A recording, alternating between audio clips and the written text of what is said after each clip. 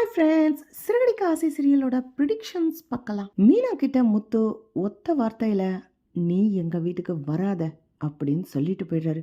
மீனா அப்படியே அதிர்ந்து போய் நிக்கிறாங்க. மீனாவோட அம்மா, ஏய் மீனா, என்ன மாப்பிள்ளை ஏதோ சொன்னாரு, நீ அப்படியே கலங்கி போய் நிக்கிற அப்படின்னு கேட்ட உடனே, விடுமா அதெல்லாம் ஒண்ணும் இல்ல.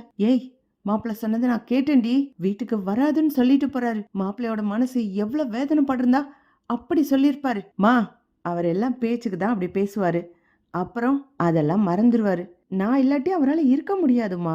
இதோ இப்ப கூட பார்ல போய் உட்காந்துருந்தாரு. அப்புறம் நான் சொல்லி புரிய வச்ச பிறகு கல்யாணத்துக்கு வந்துட்டார்ல. மீனா, எனக்கு என்னமோ தப்பா படுதுடி, நீ செஞ்சது சரியில்லையோன்னு தோணுது அப்படின்னு மீனாவோட அம்மா சொல்றாங்க. சீதா வந்து, என்னம்மா என்னாச்சு? உன் வாழ்க்கைக்காக உங்க அக்கா வாழ்க்கைய தியாகம் பண்ணி இருக்கிறா. உங்க மாமா வீட்டுக்கு வராதுன்னு சொல்லிட்டு போயிட்டாரு. எல்லாத்துக்கும் காரணம் உன்னோட அவசர புத்தி. நீ உன் வாழ்க்கைய பத்திரமா பாத்துக்கிட்டல. ஏண்டி, நாங்கெல்லாம் தேவையில்லைன்னு சொல்லி தானே பதிவு திருமணம் பண்ணின.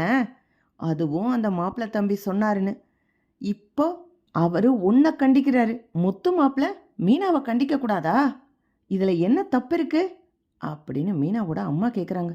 சீதா உடனே, மா அதெல்லாம் ஒன்றும் ஆகாதுமா, மாமாவை பத்தி நல்லா தெரியும், அதெல்லாம் மீனாக்காவை விட மாட்டாரு, போமா அப்படின்ட்டு சீதா அவங்க வீட்டுக்கு கிளம்பிடுறாங்க. மீனாவோட அம்மா வீட்லயே இருக்காங்க. என்ன மீனா, மாப்பிள்ள சொன்னதுனால நீ வீட்டுக்கு போகலையா? இல்லம்மா, நான் அப்படியெல்லாம் யோசிக்கல.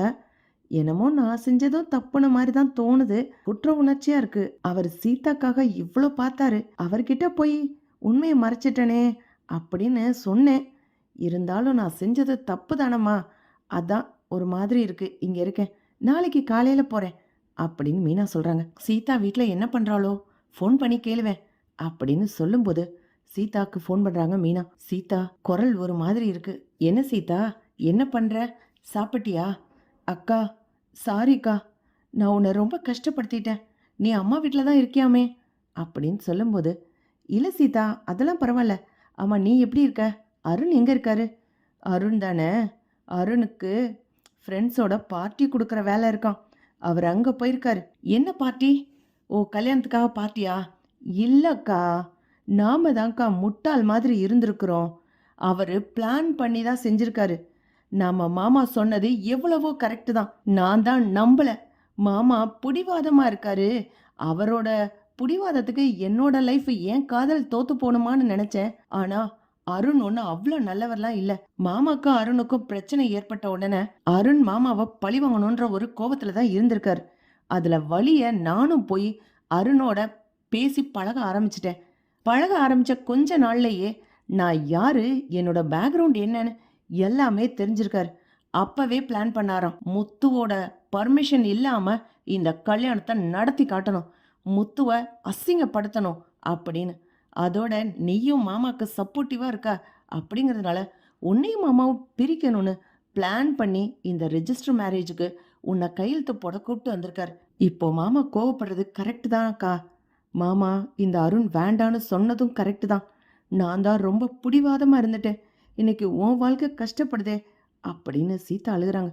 என்ன சீதா, இவ்வளவு வஞ்சனையா மனசுக்குள்ள வச்சு பழி வாங்குற ஆளுன்னா உன்னோட வாழ்க்கை என்ன ஆகும்?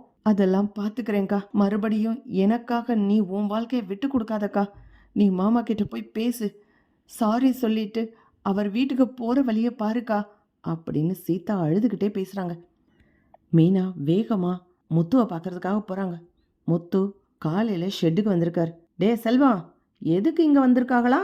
அம்மா பெரிய மனுஷி, இன்னும் யாராருக்கு என்னென்ன கல்யாணம் பண்ணி வச்சிருக்காங்களோ, இல்லை எந்தெந்த பெரிய பெரிய வேலையெல்லாம் செஞ்சு வச்சிருக்காங்களோ தெரியாது, இவங்களை நம்பிலாம் இவங்க கிட்ட பேசக்கூடாதுரா அப்படின்னு முத்து பேசும்போது, ஏங்க என்னை மன்னிச்சிருங்க அப்படின்னு மீனா காலிலே விழுகிறாங்க. நீங்க சொன்னது எல்லாமே கரெக்டு தான். இந்த அருண் ரொம்ப தப்பானவன் தான், மனசுக்குள்ள வஞ்சனையை வச்சு பழி வாங்குறான். சீதா நேத்து நைட்டு தான் சொன்னான், இந்த அருண் பார்ட்டி பண்ணிக்கிட்டு இருக்கானா. உங்களுக்கு தெரியாம கல்யாணம் முடிச்சதுக்காகவும் உங்க தலைமையில இந்த கல்யாணம் நடக்கக்கூடாதுன்றதுக்காகவும் என்னையும் உங்களை பிரிச்சிட்டோன்னு அவன் பார்ட்டி கொண்டாடிக்கிட்டு இருக்காங்க, ஃப்ரெண்ட்ஸ் எல்லாம் வச்சு. அதுவும் போக மண்டபத்தில் கல்யாணம் நடக்கும்போது இந்த பதிவு திருமணம் நடந்ததை வேணும்னே தான் எல்லார்கிட்டையும் சொல்லி வச்சிருக்கான். அருணோட ஃப்ரெண்டு தான் அவங்க ஒய்ஃப் கிட்ட சொல்லி எல்லார்கிட்டயும் சொல்ல வச்சிருக்காங்க. இத ஒரு பிரச்சனையாக்கி நம்ம குடும்பத்துக்குள்ள அசிங்கப்படுத்தணும்னு நினைச்சே இத செஞ்சிருக்காங்க அருண். அருண், நீங்க சொன்ன மாதிரிதாங்க. தெரியாத்தனமா உங்ககிட்ட கோவப்பட்டுட்டு இருந்துட்டேன். இந்த அருணை பத்தி தெரியாம போச்சு. சீதாவும் அருணை காதலிச்சிட்டா. அதனால அவ கல்யாணம் முடிஞ்சு போச்சு. இப்போ சீதாக்கு ஏதாவது பிரச்சனை வந்தா நீங்க தானங்க வந்து தலையிட்டு அதை சரி பண்ணணும் அப்படின்னு மீனா கெஞ்சுறாங்க. பரா பரா செல்வா, நான்லாம் யாருமா? நீங்கெல்லாம் பெரிய பெரிய ஆளுங்க. உங்களுக்கு தான் பிரச்சனையே வராதே. பிரச்சனை வந்தாலும் நீங்களே உங்க குடும்பத்து பிரச்சனையை பார்த்துக்கங்க. நான்லாம் வரமாட்டேன் அப்படின்னு முத்து சொல்றாரு. மீனா கெஞ்சுறாங்க. பேசாம போயிடு, எனக்கு வர்ற ஆத்திரத்துக்கு அப்படின்னு முத்து திட்டுறாரு. மீனா அழுதுகிட்டே போயிடுறாங்க. எங்க சீதாவை நீங்க உங்க தங்கச்சி மாதிரின்னு சொன்னீங்களே, சீதா இன்னைக்கு அழுதுகிட்டு இருக்கா, நீங்க வரமாட்டீங்களா அப்படின்னு மீனா கெஞ்சுறாங்க. முத்து காது கொடுத்து கூட கேட்கல. மீனா அழுதுகிட்டே போயிடுறாங்க. முத்து நேரா கிளம்பி போறாரு. அருண் ஃப்ரெண்ட்ஸோட பார்ட்டிலாம் முடிச்சிட்டு அரைகுறை போதையோட அப்படி தள்ளாடிக்கிட்டு எந்திரிச்சு வராரு. வந்த உடனே முத்து நேரா போய் நிக்கிறாரு. என்னடா முத்து, உன் முகத்துல சந்தனம் தெளிப்போன்னு பாத்தியா? பாத்தியா, கரிய பூசிட்டேன். உன் வீட்டு பொண்ணுன்னு ரொம்ப திமிரா பேசி என்ன அவமானப்படுத்தினீல, அதுக்கு தான் பழி வாங்கணும்னு சீதாவை கூட்டிட்டு போய் ரிஜிஸ்டர் மேரேஜ் பண்ணேன். அதுலேயும் ஒய்ஃபே வந்து கையெழுத்து போட வச்சான் பாத்தியா? அருண்னா யாருன்னு நினைச்ச அப்படின்னு அருண் சவால் விடும்போது முத்து ஓங்கி ஒரு அப்பு விடுறாரு கன்னத்துல. டேய், எனக்கு சீதா மேல கோவம் இருக்கு, என் ஒய்ஃப் மேல கோவம் இருக்கு. எல்லாத்துக்கும் காரணம் நீ தான். நீ கெட்டவன்னு சொன்னேன், நம்பல. இப்ப அனுபவிக்க போதுங்க. ஆனாலும் சீதா ஏன் விட்டு பொண்ணுதான். அவ அழுதா பார்த்துக்கிட்டு சும்மா இருக்க மாட்டேன்டா.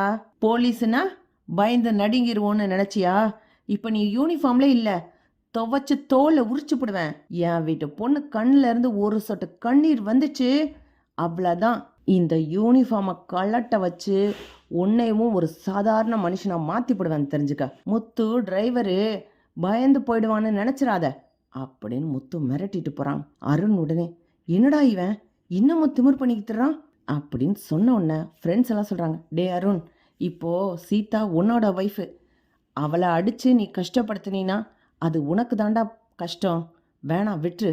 முத்து இப்படி தான், நான் விசாரிச்சிட்டேன். அதனால நீ கொஞ்சம் அமைதியாக போயிடு அருண், சீதாவை கஷ்டப்படுத்தாத அப்படின்னு ஃப்ரெண்ட்ஸ் எல்லாம் அட்வைஸ் பண்ணுறாங்க. முத்து மிரட்டிட்டு வர்றத மீனா ஒளிஞ்சிருந்து பார்க்குறாங்க. பரவாயில்ல, என் மேலே கோவமாக இருந்தால் கூட சீதாவுக்கு ஒரு பிரச்சனை இன்னொன்று வந்து நின்னா இருப்பார். அதுதான் இவருங்கிறது. இவரோட பெருந்தன்மையே இதுதான். இவர்கிட்ட போய் நான் உண்மையை மறைச்சனே, தப்பு என்னோடையது தான் அப்படின்னு மீனா உணர்றாங்க. இப்படி தான் போகலாம் ஃப்ரெண்ட்ஸ். பக்கம் லைக் பண்ணுங்கள், ஷேர் பண்ணுங்கள், கமெண்ட் பண்ணுங்கள். Thank you friends.